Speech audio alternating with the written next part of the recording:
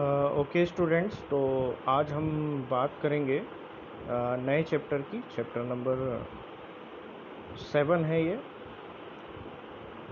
और alternating current chapter का नाम है। अल्टरनेटिंग करंट क्या होता है? जब कोई भी करंट या वोल्टेज जो है मतलब क्वांटिटी जो है उसका मैग्नीट्यूड और डायरेक्शन दोनों टाइम के साथ अगर वेरी करता है तो ऐसे करंट या वोल्टेज को हम अल्टरनेटिंग कहते हैं। ठीक है ना। अब इसमें हम ये कह सकते हैं कि अगर कोई भी अल्टरनेटिंग वोल्टेज जो है किसी भी कॉइल या बल्ब के रिस्पेक्ट अक्रॉस जो है अप्लाई किया जाता है तो उसी के रिस्पेक्ट में जो है वेरिइंग करंट जो है वो प्रोड्यूस होता है। ठीक है, उसका नेचर जो है वो सेम रहता है। ठीक, इसीलिए इसको हम अल्टरनेटिंग करंट कहते हैं। आप वेव फॉर्म यहाँ पर देख सकते हैं। अल्टरनेटिंग करंट का ये वेव फॉर्म है या वोल्टेज का। ठीक है, अब वोल्टेज और करंट में क्या रिलेशन है ये सभी लोग जानते हैं। V is equal to I R, Ohm's law. अगर मैं बात करूँ अल्टरनेटिंग करंट को, इंस्टेंटेनियस करंट अगर पीक करंट अगर आई नॉट है तो इंस्टेंटेनियस वैल्यू क्या हो जाएगी? I is equal to I naught sine omega T, where sine is represent the sinusoidal form of the current wave और voltage wave। ठीक है, और sinusoidal मतलब it is varying from by time। ठीक है, so continuous waveform is here, you have seen, right? The current now the DC is the current flowing only one direction is, and there is no change in the magnitude also, then the current is called direct current। ठीक है, and जैसे कि हम बात कर सकते हैं इसमें एग्जांपल के लिए बैटरी हो गया, थर्मोकपल हो गया, सोलर सेल हो गया, ये डायरेक्ट करंट है जिनकी फ्रीक्वेंसी जो है वो ज़ीरो होती है। और इसमें अल्टरनेटिंग करंट में एसी की जो फ्रीक्वेंसी होती है वो इंडिया में 50 हर्ट्ज़ होती है और कई जगह पे 60 हर्ट्ज़ भी होती है। ठीक है ना। अब यहाँ पर देखिए एक चीज़ और ध्यान देने वाली बात है कि magnitude of EMF and current does not very with the time in the DC circuit, जो कि हम बता चुके हैं। और एसी सर्किट में क्या होता है, मैग्नीट्यूड और डायरेक्शन दोनों चेंज होता है। डीसी में डायरेक्शन और मैग्नीट्यूड चेंज नहीं होता है, सेम डायरेक्शन होता है। ठीक है, दोनों का वेव फॉर्म आपको हमने दिखाया, यहाँ पर बना हुआ है। ठीक है, अब एडवांटेज क्या है? Advantage of alternating current over direct current, यानी एसी का डीसी पर एडवांटेज क्या है? एसी की अगर मैं बात करूं तो वाइड रेंज वोल्टेज अगर हमको चाहिए तो हम उसको एसी से दिखा सकते हैं। ठीक है, these voltage can be easily stepped up और step down with the help of transformer. इसको हम स्टेप अप और स्टेप डाउन भी कर सकते हैं, यानी कम और ज़्यादा कर सकते हैं। ठीक है, एसी का जो जनरेशन है वो इकोनॉमिकली जो है इकोनॉमिकली थोड़ा अच्छा होता है और डीसी जो है थोड़ा कॉस्टली पड़ता है। ठीक है, अल्टरनेटिंग करंट को हम ईज़िली जो है कंट्रोल कर सकते हैं चोक कॉइल के थ्रू। ठीक है, बट मतलब लेकिन इसमें क्या होगा कि इलेक्ट्रिकल एनर्जी का वेस्ट नहीं होता। लेकिन डीसी में अगर हम कहेंगे तो उसमें एनर्जी का वेस्टेज हो जाता है अगर हम उसको कंट्रोल करते हैं तो। अल्टरनेटिंग करंट में क्या होता है, जो है ये हाई वोल्टेज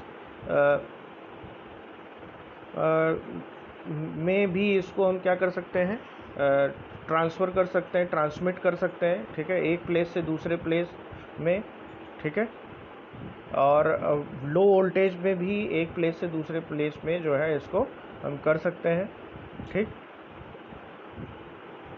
ठीक, अब कह रहा है the cost is such a transmission is low and energy losses are minimise. Transformers can not be use for DC, hence the cost DC transmission from one place to higher is quite high. इसमें transformer use नहीं करते हैं DC में, तो इसमें थोड़ा सा जो है वो ट्रांसमिशन हाई कॉस्ट हो जाएगा एक प्लेस से दूसरे प्लेस में। ठीक.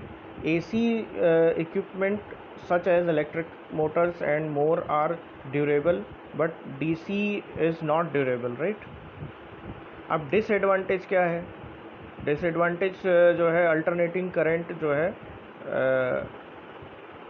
मोर dangerous as direct current, alternating current over direct current.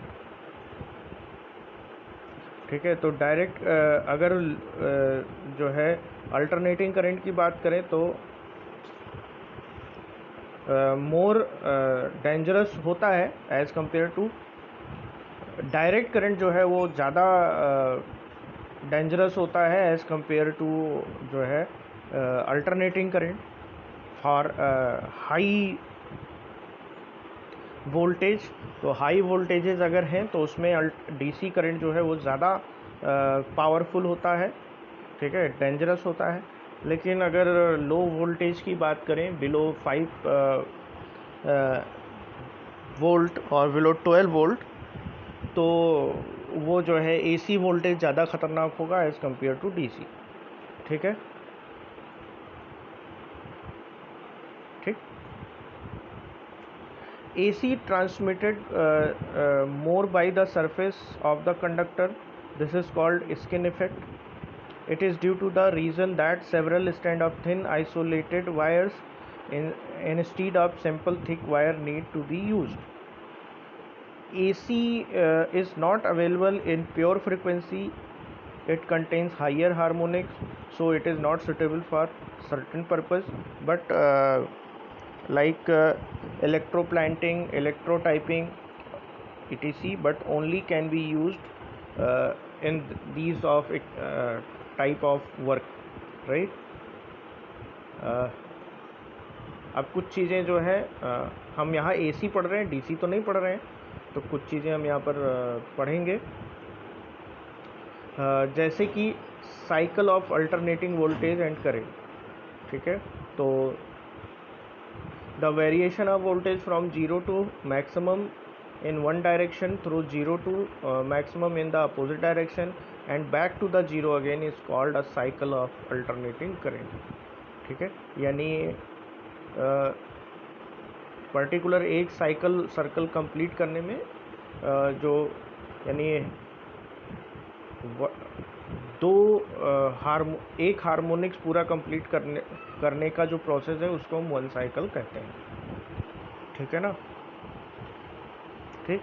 यानी the one cycle of the alternating current is the variation of current from 0 to the maximum in one direction and through the 0 to the maximum in the opposite direction and back to the again 0 is called one cycle.